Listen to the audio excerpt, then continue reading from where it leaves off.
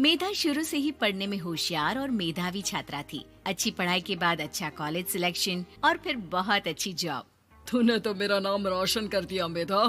अरे लेकिन ये जो काम करने का तरीका है ना, इसे बदल ले। 18 घंटे काम करेगी तो कल को बच्चा कैसे संभालेगी? तुम्हारी तरह पागल नहीं हूँ माँ, जो बच्चे और परिवार में फंस जाऊँ। मैं तो जिंदगी खुल कर जीऊंगी। सब कहने की बात होती है बेटा, अपने बच्चे का सुख हर कोई चाहता है। वक्त बीतता है और मेधा की शादी हो जाती है। शादी के कुछ सालों में ही मेधा एक सुंदर से बेटे की माँ बन जाती है। अरे यार, मेरी मैटरनिटी लीव खत्म हो रही है, क्या करे? माँ भी नहीं आ सकती, कैसे मैनेज करूँ?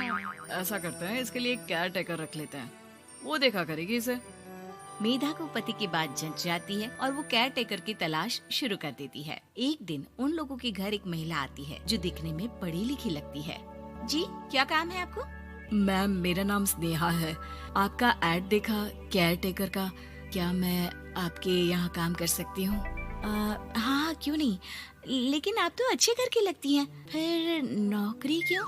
दरअसल मेरे ससुराल वालों ने मुझे घर से निकाल दिया क्योंकि मैं माँ नहीं बन सकती और माता पिता भी नहीं है इस दुनिया में। तो अरे अरे, कोई बात नहीं, तुम लक्ष्य को ही अपना बच्चा समझो और यहीं रहना, और किसी भी चीज की जरूरत हो ना तो बता देना। नेहा खुशी खुशी लक्ष्य को संभालने लगती है। रात को जब मेधा घर पर आती है, अरे क्या बात है स्नेहा, तुमने खाना नहीं खाया क्या? अरे दीदी, आपका बेटा टाइम दे तब ना। अरे तो जब वो सोता है तब खा लिया करो। तब तो मैं इसके पास ही बैठी रहती हूँ। कोई मच्छर या कीड़ा काट ले लक्ष्य को तो अब आप पकड़ो, मैं खाना खा लेती हूँ। स्नेहा वहाँ से चली जाती है। बहुत ही अच्छे से ख्याल रख रही है ये लक्ष्य का। मेधा, इतना तो शायद तुम भी ध्यान नहीं देती। मेधा को पति की बात बुरी तो लगती है, लेकिन कुछ नहीं कहती। धीरे धीरे स्नेहा मेधा और उसके पति के साथ बाहर भी जाने लगी। सुनो, स्नेहा को भी बाजार ले चलते हैं, वो क्या है ना, लक्ष्य को देख लेगी जब तक मैं शॉपिंग कर लूंगी। हाँ हाँ चलो, वैसे मैं चाह रहा था कि लक्ष्य को लेकर हम दोनों ही चलते।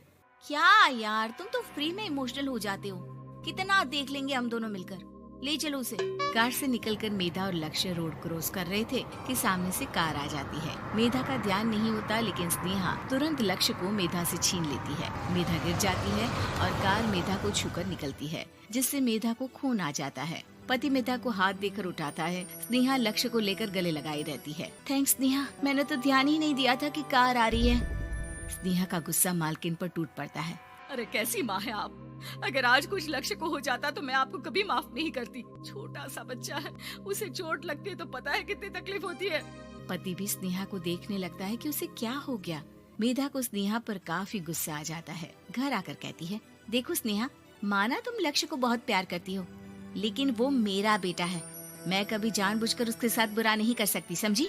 मुझे माफ कर दीजिए, मैं लक्ष्य को लेकर कुछ ज्यादा ही सेंसिटिव हो चुकी हूँ। मैं ध्यान रखूंगी कि आगे से ऐसा ना हो। मेधा का मन स्नेहा से अब हटने लगा था। एक शाम मेधा ऑफिस से घर आती है कि लक्ष्य उसे दिखाई नहीं देता और ना ही स्नेहा। वो स्नेहा के कमरे में जाती है जहाँ दोनों सो रहे होते हैं। अरे स्नेहा, लक्ष्य को आज इस कमरे में क्यों सुला दिया? दीदी, मुझे नींद आ रही थी, ऐसे में उसे कमरे में अकेले लिटाना मुझे ठीक नहीं लगा। मेधा बच्चा उठाने लगती है कि स्नेहा टोक देती है। रहने दीजिए ना दीदी, सो रहा है, फालतू में नींद खराब हो जाएगी।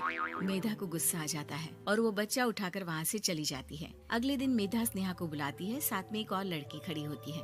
स्नेहा, अब तुम अपना कुछ और देख लो, हम लोगों को नई केयर टेकर मिल गई है, तुम इस हफ्ते घर छोड़ देना। स्नेहा का मन लक्ष्य को छोड़ने का नहीं करता, लेकिन नौकरी तो नौकरी होती है ना। स्नेहा घर से चली जाती है। धीरे धीरे महीने और साल बीतते जाते हैं और लक्ष्य एक नौजवान लड़का हो जाता है। लक्ष्य, आज मुझे मंदिर जाना है, ले चलोगे? ठीक है माँ, एक काम करके अभी वापस आता हूँ, तब तक आप और पापा दोनों तैयार हो जाइए।